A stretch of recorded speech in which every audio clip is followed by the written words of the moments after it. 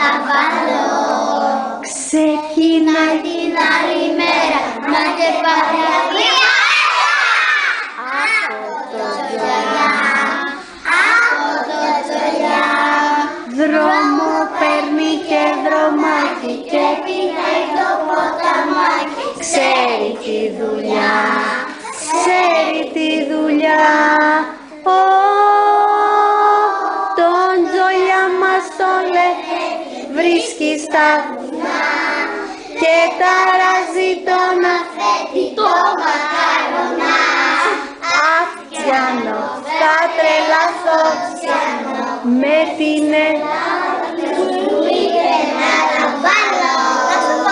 και πάθαν οι καημένοι μεγάλη συμφορά. Κι η Ρώμη περιμένει τη σειρά.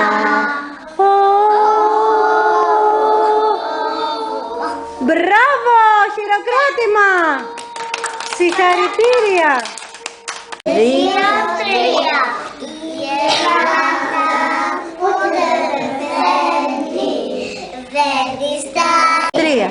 Των εχθρών τα φουσά περάσαν, σαν το λίβα τα σκορπίσαν. Με κανό της πόλης χαλάσαν. Δυνατά. Μας ανάψαν φωτιές στα χωριά. Μα οι εχθροί μας για τώρα σκορπίσαν και ξανάρθε για μας λευτεριά. Για να φτιάξουμε όσα γκρεμίσαν, ας κοιτάξουμε μόνο μπροστά.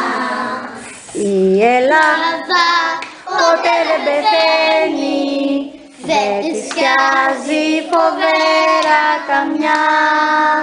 Μόνο λίγο καιρό ξαποσταίνει και ξανά προς τη δόξα τραβά, τραβά, τραβά.